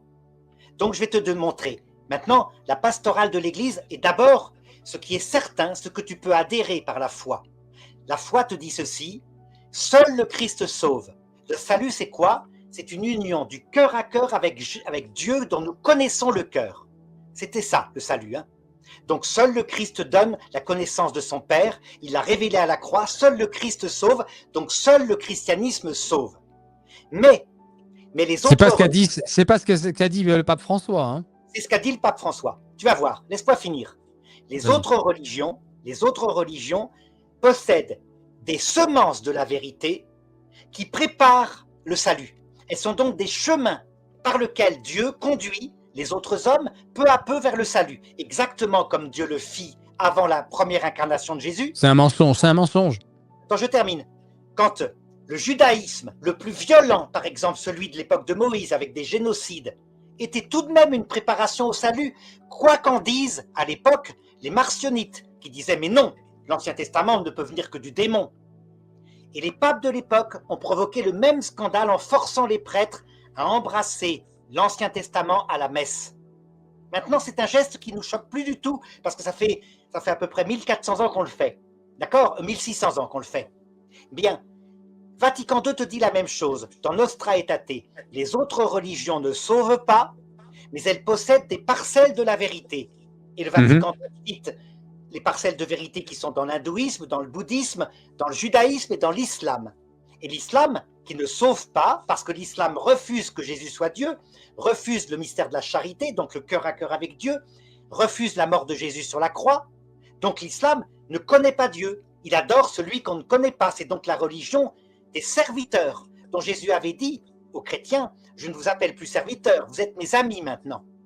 Mais malgré tout, l'Église dit, il y a dans l'islam des choses qui préparent au salut. Et voilà pourquoi le pape Jean-Paul II a embrassé non pas le Coran comme étant la vérité, mais comme possédant des parcelles qui conduisent et qui préparent le salut. C'est quoi le salut? C'est le retour du Christ dans sa gloire. Voilà, c'est tout simple. Donc, non, mais il n'y a pas... Enfin bon. À partir de cette vérité dogmatique donnée par Vatican II, tu as après les gestes pastoraux qui sont plus ou moins réussis, plus ou moins ratés. Personnellement, je suis comme toi. Je trouve qu'il ne faudrait pas, par exemple, au prétexte que, effectivement, les jésuites ont évangélisé les Indiens d'Amérique et d'Amazonie en disant que la Pachamama était la Vierge Marie, que la mère de Dieu, c'est la Vierge Marie, et que donc, par cette pastorale, ils ont dit « Gardez votre Pachamama, c'est la Vierge Marie ». Et donc, les ont conduits comme ça à la Vierge Marie, comme avaient fait d'ailleurs les premiers apôtres quand ils ont évangélisé l'Empire romain. Eh bien, que le pape François n'a pas assez expliqué, que du coup, on a été scandalisé par le fait qu'il y ait la Pachamama qu'on a pris pour une idole, alors qu'en réalité, c'était la représentation, par une phase d'évangélisation, de la Vierge Marie. Arnaud, je vais te dire ce que je pense. Tu es très érudit, tu es très intelligent, mais je te trouve vraiment naïf. Vraiment naïf. Regarde ce qu'il y a à l'écran. Toutes les religions sont un chemin pour atteindre Dieu. Il n'y a qu'un seul Dieu. Je rebondis sur ce que tu as dit, évidemment. Hein. On répète un petit peu. Mais là, au moins, je prends les textes du pape directement. Il n'y a qu'un seul Dieu et nos religions sont des langues. Je te réponds. Attends, tu m'as déjà répondu. Laisse-moi juste... tu prends ce texte-là et tu en fais une hérésie. Ce texte ne dit pas que les religions... Laisse-moi donner ma version pour les auditeurs. Comme ça, ils vont comprendre une autre version. Il n'y a qu'un seul Dieu et nos religions sont des langues, des chemins pour atteindre Dieu. Certains sont sikhs, d'autres musulmans, d'autres hindous, d'autres chrétiens, mais ce sont des chemins différents. C'est un mensonge, c'est faux. Je vais te dire pourquoi. Moi, je suis né dans la fièvre du samedi soir. J'ai grandi petit. Il n'y avait rien d'autre que la musique et s'amuser le week-end. Je ne suis pas du tout né dans une famille ni chrétienne, ni dans une belle philosophie. Quand j'ai lu pour la première fois, alors que j'étais en psychanalyse, à 21 ans, les évangiles, mon cœur a fait boum.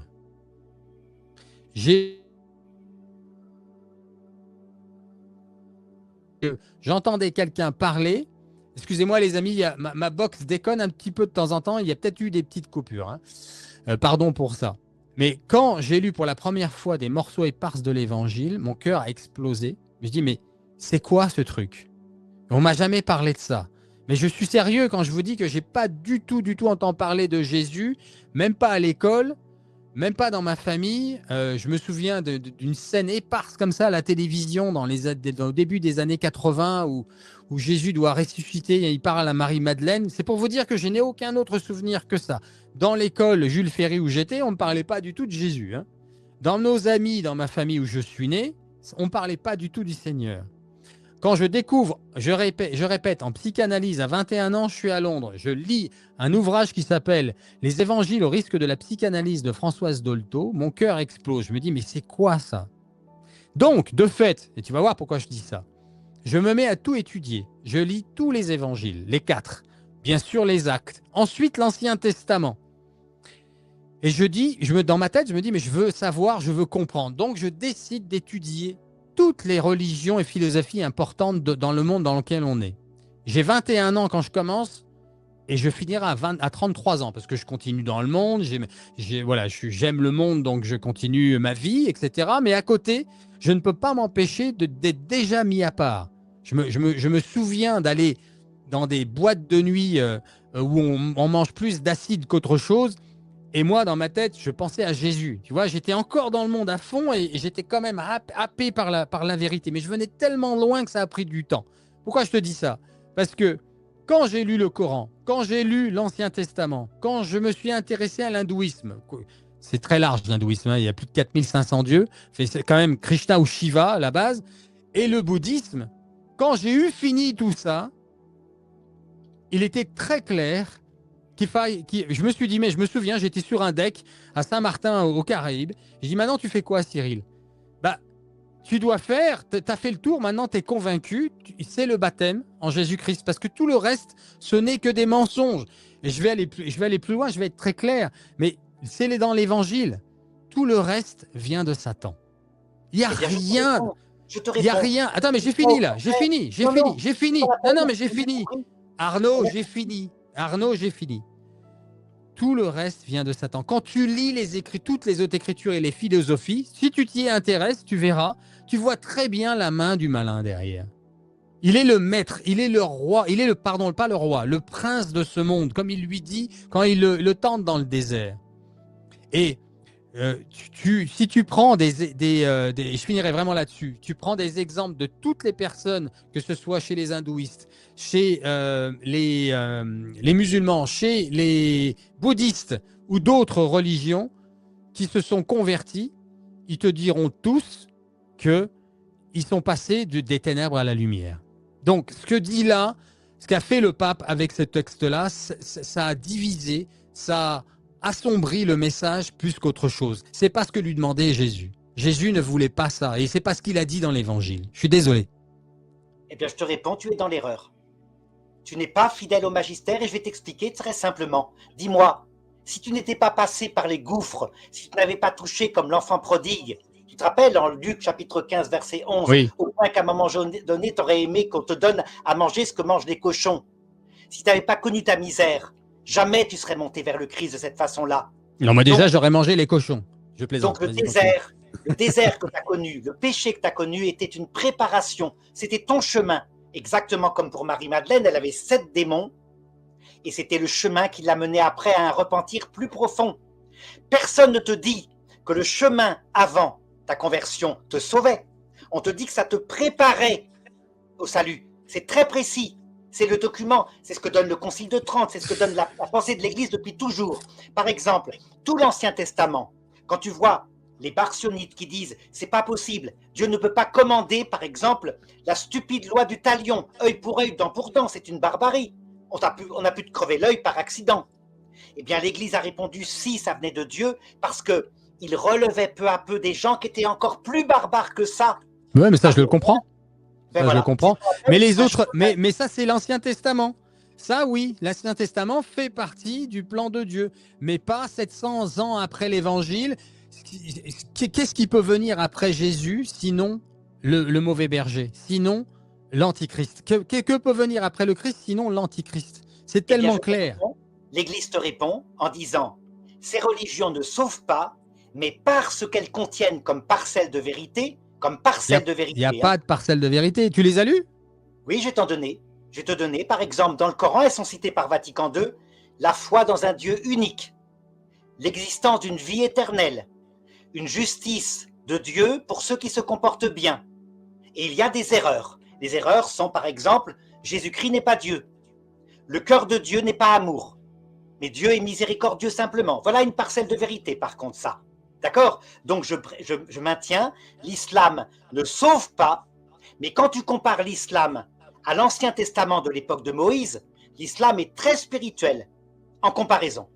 Ça veut dire que si l'Ancien Testament de l'époque de Moïse, où Dieu commande des génocides, où à un moment donné il dit « mais vous n'avez pas tué les petits garçons, les petites filles vous pouvez les garder, mais les petits garçons vous ne les avez pas tués », eh bien ça ne venait pas du démon. Tu dois faire un acte de foi à l'Église quand elle te dit que Dieu, dans son retour dans sa gloire à la fin du monde, proposera son salut à tous ces hommes. Tous ces hommes se verront proposer l'évangile. Et nous, notre travail sur terre, à nous chrétiens, c'est de prêcher l'évangile partout. Et c'est l'Esprit Saint qui tire son plan, puisque la foi est un don de Dieu. Donc, cette vidéo que nous faisons ce soir, si l'Esprit Saint veut se mettre dedans, il y aura 1000 conversions. Et si l'Esprit Saint ne s'y met pas, ce sera une cymbale retentissante. Parce que c'est seul l'Esprit Saint qui convertit qui il veut. Il le fait d'ailleurs, hein. Quand il veut convertir un musulman actuellement, il lui apparaît dans son rêve. Oui, je comprends hein, ton postulat, je vois bien comment tu amènes les choses, mais c'est beaucoup plus simple en fait, c'est beaucoup plus simple que ça. C'est l'évangile, et l'évangile est simple. Ce qui est simple, Cyril, c'est que tu ne peux pas te fier qu'à l'évangile tout seul, mais à l'évangile accompagné de la tradition, accompagné du magistère. Et les évêques qui ont protesté contre le document du pape qui disait par exemple « c'est une sage volonté de Dieu qu'il y ait plusieurs religions ». D'accord ? Ces évêques ont dit que c'était une hérésie. Ils se trompent. Si le pape avait dit « c'est une sage volonté de Dieu que dans l'autre monde il y aura plusieurs religions », là ça serait une hérésie puisque Jésus a dit précisément « j'ai plusieurs troupeaux, mais bientôt viendra et il n'y aura plus qu'un seul troupeau, un seul berger. Dans l'autre monde, tout le monde au paradis est catholique, forcément, puisque Dieu est catholique, universel. Mais en attendant, le pape a raison, c'est une sage volonté de Dieu qui fait qu'il y ait plusieurs religions parce que, je t'explique, c'est très simple à comprendre. Ces religions ne sauvent pas, mais s'il n'y avait qu'une seule religion sur la terre, ce que Dieu peut faire tout de suite, ce soir il peut le faire, c'est très simple. Il fait apparaître ce soir dans chaque maison la Vierge Marie, ou un saint, ou un ange, demain tout le monde est à genoux en prière et va à la messe. Il ne le fera pas, pourquoi ? Parce que dans 20 ans, tu verrais les prêtres se remettre à tuer ceux qui ne pensent pas comme il faut, qui n'ont pas eu cette apparition, se remettre à les mettre en procès pour trahison de l'évangile. À chaque fois que l'Église a été trop puissante, elle se mettait à tuer par ses prêtres. Rappelle-toi par exemple, il s'appelle un homme qui a eu la main droite et la langue coupée par l'Église orthodoxe, hein, l'Église catholique de l'époque. Il s'appelait comment ? J'ai oublié. Il défendait les images, peu importe. Hein. Donc c'est comme ça, en Occident comme en Orient. Donc la volonté de Dieu est très sage. Il divise le monde pour le moment en plusieurs religions, non pas qu'elles sauvent, mais comme le disait le pape François, elles sont des chemins. Et un jour, le salut, donc le chemin, la vérité, la vie sera donnée, et la vérité, la vie, c'est le Christ. Je te rejoins dans le sens que les autres religions ou philosophies peuvent éprouver un être humain, là d'accord, évidemment, mais elles les éprouvent.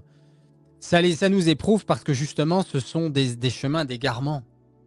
Voilà pourquoi c'est éprouvant. Il n'existe rien de vrai en dehors de l'évangile. Tout est faux.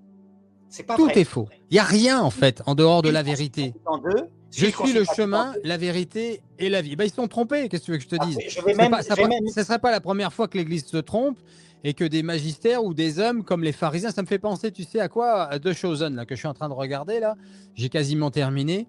Et tu vois très bien à quel point ils sont arc-boutés sur leur dogme et sur leur façon de penser et qu'ils ne veulent pas se laisser toucher par l'amour. En fait, ils le massacrent parce qu'ils ne veulent pas accepter l'amour. Si tu dis que dans son magistère, l'Église peut se tromper, tu es en dehors de la foi catholique. Tu as une foi protestante. Donc il y a quelque chose qui ne va pas. Non, parce que tu ignores que Saint Paul VI a dit que la fumée de Satan est rentrée dans l'Église. Tu ignores qu'à la Salette, il a été très clair qu'on nous a prévenu que le malin allait s'installer dans l'Église. Je ne suis pas en train de dire que c'est le cas aujourd'hui. Hein. Mon postulat, pour l'instant, je suis dans l'obéissance, il n'y a pas de problème. Mais je ne suis pas du tout étonné qu'il fasse n'importe quoi là-haut. Je ne suis pas du tout étonné parce que... Jamais, Cyril, jamais dans le magistère. Jamais. Tu pourras avoir des papes qui trahiront. Saint-Pierre n'était pas présent à la croix. Mais jamais dans le magistère, ça veut dire quoi ? La doctrine, celle qui n'a pas de bras, quand on te dit ceci est la vérité. Le catéchisme de l'Église catholique. C'est la doctrine. La doctrine, ça veut dire les dogmes. Donc, par exemple, quand un pape déclare que Jésus-Christ est Dieu, quand un concile déclare que la Vierge Marie est la mère de Tout Dieu. Ça, c'est dans le catéchisme. Oui, mais il y a des choses qui peuvent être, par exemple, quand le pape Jean-Paul II, c'est le dernier dogme qu'il a donné quand il dit l'Église n'a pas le pouvoir d'ordonner des femmes, l'Église, c'est pas en son pouvoir, il a engagé le magistère infaillible, c'est une chose absolument protégée. Je veux dire par là que quand Jésus dit c'est un roc, ça veut dire pas un banc de sable. Quand tu dis les papes ont dit des bêtises parfois dans leur magistère, ça veut dire que tu fais du magistère un banc de sable et que tu fais de ta propre intelligence un roc. Il ne faut pas faire ça. Le pape Benoît XVI l'a bien dit, du côté de ce qui demande un acte de foi, donc la doctrine universelle précisée par l'Église, tu dois absolument t'y soumettre. Donc, Nostra Aetate, quand elle te dit, les religions ne sauvent pas, mais elles possèdent des semences, des préparations au salut, et qui sont citées. D'accord? Et ça, tu dois faire un acte de foi. Donc, quand tu dis que les religions sont que perdition, tu sors en dehors de la pensée de l'Église. Ben, écoute, je me fais m'arranger avec Dieu, il n'y a aucun souci, parce que je vais te dire que, en fait, tout est simple. Le catéchisme, il est le même hier, aujourd'hui et demain. C'est Concile de Trente, tu me corriges si je me trompe, Concile de Trente, Saint Pie X et Saint Jean-Paul II en 1992 pour le dernier, à part les nouvelles éditions, mais il y a quasiment rien de changé à l'intérieur. Et ça, c'est la tradition. Mais, tu peux pas dire des progrès immenses, c'est pas vrai. Ne dis pas, c'est pas le bon terme. Dis qu'il y a quelques changements peut-être que seuls des exégètes peuvent comprendre. Bah, donne-moi un exemple de progrès immense. Alors, vas-y. Par exemple, le dogme dans Gaudium et Spes 22.5, Concile Vatican II, quelque chose de fantastique qui change tout, mais qui est déjà dans l'Écriture, mais que la tradition occidentale avait oublié. Donc, y compris le catéchisme Saint Pie X, qui n'est pas un document du magistère, qui est un catéchisme. À savoir que le salut sera proposé à tout homme sans exception. Ça veut dire quoi? Le pape Benoît XVI le dit, ça veut dire donc que les limbes éternelles ne peuvent pas exister. Croire, comme on le pensait à l'époque avec saint Thomas d'Aquin, saint Augustin, que des bébés seraient éternellement séparés de Dieu parce qu'ils n'ont pas reçu les 3 gouttes d'eau du baptême, il faut trouver une solution, ça n'existera jamais. Le salut sera proposé à tout homme, et le pape Benoît XVI le dit, chercher une solution qui soit conforme à tous les dogmes. Tous les dogmes. Mais il y a une solution, obligatoirement. Donc, ça veut dire quoi? Progrès immense. Nous devons tenir, dit le Concile Vatican II, que c'est certain, d'une façon ou d'une autre, les musulmans se verront proposer le salut. Et pas seulement en regardant un film, un dessin animé sur Jésus, je sais pas quoi. Non, non. Par la grâce de l'Esprit Saint, infailliblement, la puissance de l'Esprit Saint. De telle manière que s'ils refusent de croire, c'est que ça sera volontaire. Ce qui n'est pas le cas actuellement. Quand les musulmans refusent de croire, ils sont souvent sincères. Ils pensent que Jésus-Christ n'est pas Dieu et qu'on exagère. Ben, c'est comme ça. Et Dieu le voit bien. Ils sont dans ce qu'on appelle l'ignorance invincible. Pourquoi tu penses que des personnes d'autres religions, il n'y a pas que les musulmans hein, d'ailleurs. D'ailleurs, il faut faire la différence, hein, les amis, entre les êtres humains et les dogmes, ou plutôt les religions ou leurs dogmes, oui. C'est-à-dire, je ne confonds pas l'islam et les musulmans. Je ne confonds pas le judaïsme et les juifs. Je ne confonds pas le Bouddha, le livre des morts tibétains et les bouddhistes, par exemple. C'est-à-dire que c'est l'enseignement qui est erroné et non pas la personne qui est mauvaise, encore une fois. Hein. C'est pas du tout la même chose. Mais je m'y suis perdu je voulais rebondir sur ce que tu venais de dire. Mais c'est pas grave, parce qu'on va avancer. Je te disais que dans les religions, il y a des semences de la vérité. Je vais t'en donner quelques exemples. D'abord, des religions qui n'en ont pas du tout. Prends la religion des Incas, donc une espèce de barbarie où on est tellement superstitieux qu'on croit que c'est en offrant le cœur ouvert, vivant de soldats ennemis, quelquefois de ses propres enfants, sinon le soleil ne va pas se lever ou la pluie ne va pas tomber. Donc c'est une horreur, hein, d'accord. Ça ressemble à la religion de Moloch racontée par l'Ancien Testament. Eh bien, je te raconte pourquoi c'était un chemin qui les sauvait, qui les préparait au salut, pardon, pour être précis.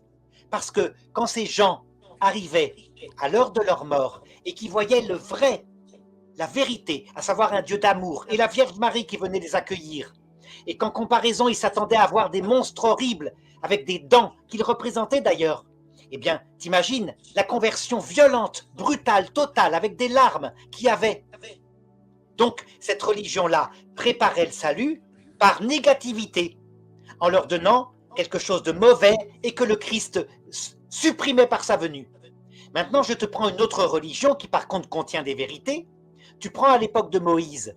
Moïse, lui, il reçoit la révélation du Dieu unique. Tu es d'accord, hein? Que son nom est l'Éternel Yahvé. Donc c'est quelque chose d'unique, de radical, de vraiment nouveau. Eh bien, à la même époque, tu sais ce que les Égyptiens anciens, ils avaient, eux, et que Moïse a perdu en route? L'existence de la survie de l'âme après la mort. Moïse n'en parle jamais. Le fait qu'il y a un jugement dernier qui est dû par la pesée de l'âme en fonction de ta droiture de cœur. Que si tu as été mauvais, tu vas en enfer ou tu es Ce que dévoré. croyaient les pharisiens contre les sadducéens, c'est ça? Exactement. Ça veut dire que l'Égypte antique réservait, avait reçu comme semence de la vérité la vie après la mort, et le judaïsme, la primitive de Moïse, avait reçu il n'y a qu'un seul Dieu qui a créé tous les autres. Voilà. Tu vois, il distribuait la vérité à droite à gauche. Je peux même te dire que par exemple chez les animistes, la religion du paléolithique, qui avait toujours cru qu'il y aurait au ciel des animaux, que le ciel serait un jardin avec des plantes et des animaux, eh bien les gens qui approchent la mort le confirment. Alors que saint Thomas d'Aquin disait que le paradis serait un monde minéral avec uniquement des cristaux et des hommes, non, c'est un jardin. Les animaux sont là. Ok. Alors, on va avancer, Arnaud. On va avancer. Il nous reste deux choses. On va parler du titre de co-rédemptrice. Tu vas donner ton avis. Je le connais, mais on va t'écouter et je donnerai peut-être brièvement le mien. Et ensuite, on va prendre quelques questions-réponses pour faire ce que j'avais dit, puisque je les avais prévenus. On a pas mal de questions là dans les commentaires. Donc, je t'écoute. Nous t'écoutons, pardon, vis-à-vis de cette nouvelle, ce document. On t'écoute. Alors, partout dans la presse, ça a commencé par le journal La Croix, journal de gauche, hein, que certains évêques ont dit, mais il ne faut pas s'abonner à ce journal-là. Il n'a plus rien de catholique. On a dit, ça y est, ce titre grotesque de co-rédemptrice a été rejeté par l'Église. Et ensuite, dans les journaux traditionnalistes, que moi j'ai plutôt tendance à lire, on a commenté en disant « Ah, les chrétiens sont déçus, le pape a signé un document par la DDF, le dicastère de la doctrine de la foi, comme quoi ce titre était rejeté. » Moi, je suis allé le lire, j'ai fait une vidéo sur ça, j'ai protesté auprès de la journaliste de Zénith qui a accepté de changer son titre en disant « Ben oui, c'est pas vrai, je m'étais trompé. » Il dit pas ça. Vous savez, tu sais ce que dit très exactement le document? On t'écoute. Le titre de co-rédemptrice et de médiatrice de toutes les grâces n'est pas mûri actuellement. Il présente des ambiguïtés quand on le suit parce qu'il pourrait indiquer que la Vierge Marie est exactement à la même place que le seul Rédempteur qu'est le Christ. D'accord? Mais qu'il faut le mûrir et que quand il sera mûri, on verra. D'accord? Et évidemment, moi je commente en disant, logiquement, quand on regarde le pape Jean-Paul II, qui l'a utilisé 7 fois, un jour, il se passera exactement la même chose qui s'est passé pour l'Immaculée Conception de Marie. Les papes l'ont toujours refusé. Toujours. Tous les docteurs de l'Église, sans exception, l'ont contesté jusqu'à même saint Thomas d'Aquin, qui le conteste, qui dit Marie n'est pas Immaculée Conception, elle a été purifiée du péché originel 3-4 heures après sa conception. Et un jour, c'est devenu le dogme. Pourquoi? Parce que, à un moment donné, l'Esprit Saint fait passer sa vérité obstinément, partout. Stop. Excuse-moi. L'Esprit Saint fait passer sa vérité, ça a coupé. Tu peux reprendre à partir de là? L'Esprit Saint, quand il le veut, fait passer sa vérité dans le dogme. Les fidèles, quant à eux, ne se sont jamais trompés. Je parle des fidèles qui prient, pas les fidèles habituels, hein, mais les fidèles qui prient obstinément au cours de l'histoire, jusqu'à ce que le dogme soit proclamé en 1853. Ils vénéraient la Vierge comme immaculée, partout. Il n'y avait pas moyen de supprimer cette dévotion au point que l'Église pastoralement l'acceptait. Et puis un jour, le pape Pie IX a défini le dogme en disant « J'ai étudié la chose », alors il dit une grosse bêtise, il dit « Partout, les théologiens y ont cru ». C'est pas vrai, c'est l'inverse, les théologiens l'ont toujours rejeté. Et puis il dit « Je proclame le dogme, Marie est vraiment Immaculée Conception », puis le pape Pie XII a proclamé son Assomption. Ça veut dire que, si t'es logique, c'est très simple. Puisque la nouvelle alliance est une alliance, c'est-à-dire un mariage entre Dieu et l'humanité, Jésus-Christ est vraiment le seul rédempteur. C'est lui qui est venu nous chercher. S'il n'était pas venu, il n'y aurait rien. Mais si c'est une alliance qu'il a créée, il faut bien qu'il y ait quelqu'un qui réponde oui, sans quoi il n'y a pas alliance, puisqu'une alliance est un mariage. Si par exemple tu te maries un jour et tu dis oui à ta femme et que ta femme ne répond pas, il n'y a pas mariage. Et donc Marie, qui nous représente, qui comprend parfaitement ce qui est en jeu parce qu'elle est immaculée, qu'elle a toujours écouté le message de Jésus, qu'elle sait ce qui se passe, elle répond oui au nom de l'humanité, elle est donc bien co-rédemptrice. Sans elle, il n'y aurait pas eu cette alliance nouvelle. Les deux interviennent. Voilà ce qui arrivera un jour. Ça sera proclamé, tu verras. Et les papes et les documents diront c'est pas mûr pour le moment, comme on l'avait dit pour l'Immaculée Conception. Un jour, je suis persuadé, ça viendra parce que c'est cohérent. Bon, on a bien entendu ta version. Moi, c'est beaucoup plus simple. Il y a de la manipulation là-haut. Voilà ce que je pense. Enfin, je sais pas, je le pense, j'en suis sûr. Je les vois bien faire. Il y a un agenda, il y a une volonté de diviser. C'est vraiment pas fait pour réunir. En tout cas, c'est pas comme ça que tu t'y prends si tu veux réunir. Ou alors, tu n'as rien compris au film. Et donc, il y a un agenda derrière qui est vraisemblablement le synode sur la synodalité, qui est une préparation à une édulcoration de l'Église, en tout cas du message du Christ. Et il y a une volonté œcuménique là-dedans pour faire plaisir aux protestants. Or, ce n'est pas en mentant aux protestants sur la singularité de la Vierge Marie qui vous veut aucun mal, je vous dis, les protestants. Elle vous aime, c'est votre mère. Mais tout ça, je ne suis pas étonné. Enfin, je ne vais pas rentrer dans les polémiques plus nuisibles qu'elles le sont déjà, mais c'est pour tomber dans le panneau. Et ça, je le dis moi sur ma chaîne. Tout ça, c'est fait pour nous diviser et on reconnaît un arbre à ses fruits. Et d'évidence, ça ne nous réunit pas, ça nous divise. Enfin bon, moi, je m'en fous, mais en tout cas, je vois le mal que ça fait dans l'Église. Dernière chose, on va prendre quelques questions. Alors. Je te réponds. Oui, vas-y. De ce que tu viens de dire, il y a une chose que moi j'accepte, qu'il y ait des prêtres. Enfin, on a progressé. Non. je plaisante, Arnaud. Qu'il y ait des prêtres, des évêques même parfois, qui sont pris en Occident par la pensée de mai 68. Que par exemple, dans les années 70, il y ait des prêtres et des évêques pris par le communisme.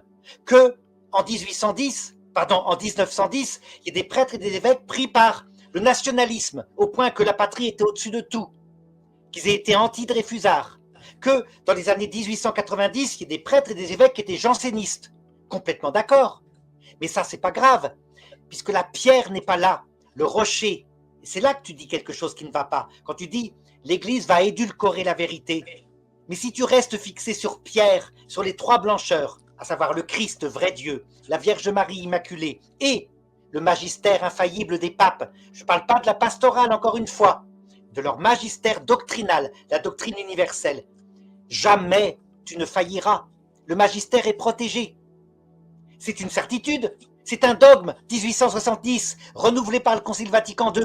Donc il y a quelque chose qui, chez toi, ne va pas. Il y a un manque de foi théologale pour des choses qui pourtant sont vraies, à savoir qu'il y a de la corruption ici, il y a des mais ça a toujours existé, les hommes sont les hommes. Ok. Eh bien, je mettrai cette jolie image. Attends, je vais enlever la bannière. Hop. Et ensuite aussi ça. Voilà, on va se quitter sur une jolie image des deux cœurs de notre Seigneur et de notre Maman du ciel, qui a tant souffert avec son Fils sur la croix. C'est Notre-Dame des Sept Douleurs. Il y avait pas de question dans le chat que tu voulais poser? En fait, il y a beaucoup d'affirmations, mais il n'y a pas de questions. Il y a beaucoup voilà, ils réagissent, mais ils ont vu leurs commentaires, c'est le principal. Comme ça, ils ne se sentent pas lésés. Je les avais quand même invités à poser des questions. Il n'y a pas eu vraiment... Je vous aime, Cyril et Monsieur Dumouche. Merci pour cet entretien. Tu vois, c'est joli, ça. Mais il n'y a pas eu que ça. On s'est pris quelques nions aussi. Mais bon, c'est normal. Tout ça, c'est humain. Le principal, vous savez quoi? C'est que Dieu nous aime et que tout est accompli. Voilà.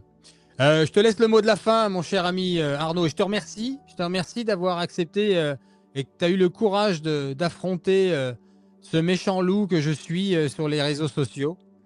Merci d'avoir accepté cet échange et on en sort enrichi par l'argumentation, en tout cas. Le mot de la fin, puisque tu me le donnes, je dirais ceci. Dans le catéchisme de l'Église catholique, au numéro 675, il est annoncé une épreuve finale pour l'Église. Tu vois, là-dessus, je te suis, Cyril. Une épreuve finale avec le dernier Antéchrist. Eh bien, cette épreuve finale, qui ressemblera à la croix qu'a vécu les apôtres le vendredi saint, seule la Vierge Marie était présente. Pourquoi? Parce que jamais, jamais, elle n'avait douté. Jamais. Et donc nous, si nous gardons, comme l'avait annoncé Saint Jean Bosco, les trois blancheurs, donc comme tu l'as dit avec l'image, Jésus-Christ, vrai Dieu, toujours garder ça, c'est le rocher. Deuxièmement, sa mère, qui est notre intercessrice, qui est co-rédemptrice de la façon que je t'ai indiqué, qui va nous emmener au salut. Et troisièmement, la certitude qu'il faut respecter les papes. Ce sont des pauvres hommes comme nous, mais revêtus d'un charisme qui ne vient pas d'eux, qui vient du Christ, qui fait que dans la doctrine qu'ils définissent, la doctrine universelle, ça veut dire pas la doctrine pratique, je l'ai déjà dit, hein, ils sont infaillibles. Alors, quoi qu'il arrive, même quand cette épreuve viendra, qu'il n'y aura peut-être plus de pape, comme le montre le troisième secret de Fatima, peut-être plus d'Eucharistie, si nous restons fidèles à la doctrine qui a été donnée, nous ne nous perdrons pas.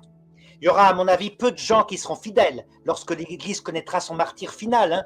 De même qu'à la croix, il n'y avait personne qui croyait, sauf la Vierge Marie. Je suis convaincu que si la Vierge apparaît, c'est pour que nous ayons cette obéissance du cœur.